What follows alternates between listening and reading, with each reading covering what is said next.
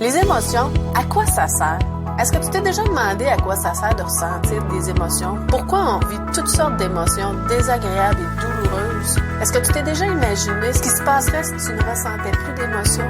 Je sais pas pour toi, mais moi, je me suis souvent posé la question. Contrairement à ce qu'on peut penser, les émotions ont leur utilité. Mais à quoi ça sert, toutes ces émotions-là? Qu'est-ce qui arriverait si on ne ressentait plus la peur? En fait, la peur nous protège des dangers. C'est ce qui fait qu'on regarde des deux côtés de la rue avant de traverser. Si on n'avait pas cette conscience-là du danger, on traverserait et ce serait très dangereux pour nous de se faire frapper. Ça va de soi. Qu'est-ce qui se passerait si on ne ressentait pas le dégoût? En fait, le dégoût nous évite de manger, par exemple, n'importe quoi, comme une assiette d'asticots vivants.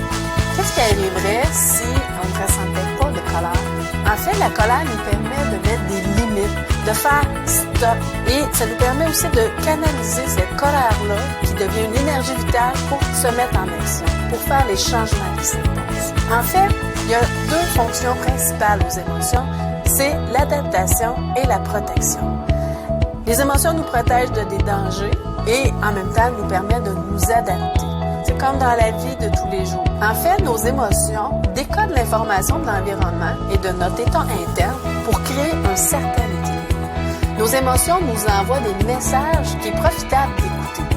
Elles sont à l'écoute de nos besoins. Sans les émotions, nous serions des objets inanimés comme une chaise, une table ou une roche.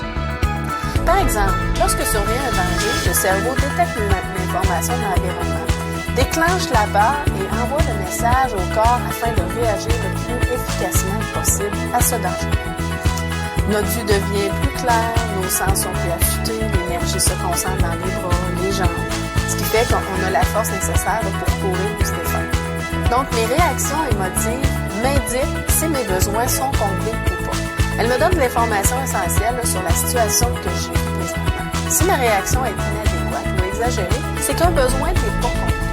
Elles sont un indicateur que quelque chose ne fonctionne pas bien dans ma vie et qu'il est temps de faire des réajustements, des changements, que ce soit dans ma façon de percevoir les événements ou de prendre une décision et de passer à l'action.